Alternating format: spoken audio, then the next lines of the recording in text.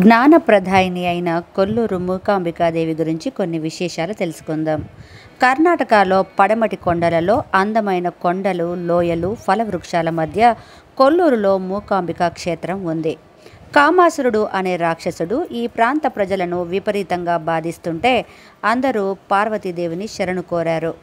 కామాసురుడు ఒక మహిళ చేతులలోనే చస్తాడని గ్రహించిన దేవి వాడిని అవలీలగా సంహరించింది.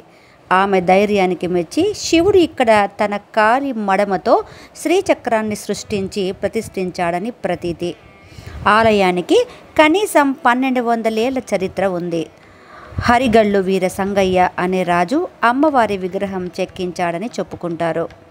మంగళూరు నుండి 130 కిలోమీటర్ల దూరంలో ఉడిపి క్షేత్రానికి 80 కిలోమీటర్ల దూరం కొండల మధ్య ప్రకృతి అందాలు విందు చేస్తుండగా కుడజాద్రి శిఖరంపై ఈ ఆలయం కనువిందు చేస్తుంది. తమిళనాడుకు అతి సమీపంలో ఉంటుంది.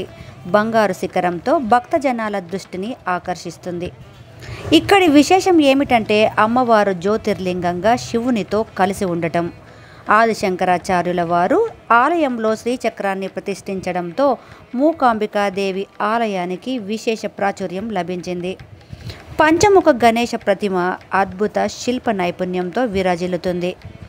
కర్ణాటకలోని 7 ముక్తి క్షేత్రాలలో కొల్లూరు ఒకటి.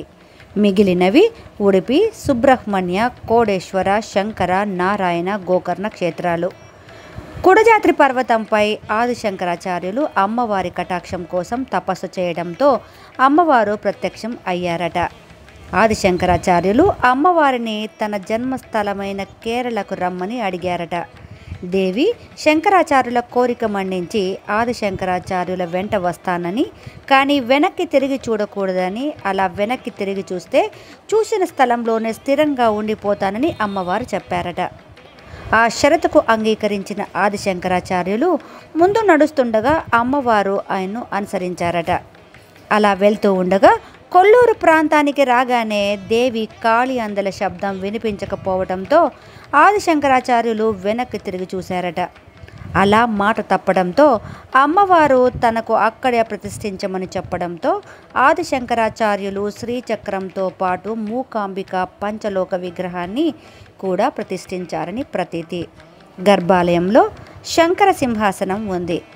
మూకాంబిక సరస్వతి మహాకాళి శక్తిల సంయుక్త స్వరూపంలా భావిస్తారు. అమ్మవారు కొలవైన కుడజాత్రి పర్వతం మీదనే ఆదిశంకరులు తపస్సు చేసిన అంబవనం, చిత్రమూలం ప్రదేశాలు కూడా ఉన్నాయి. సర్వే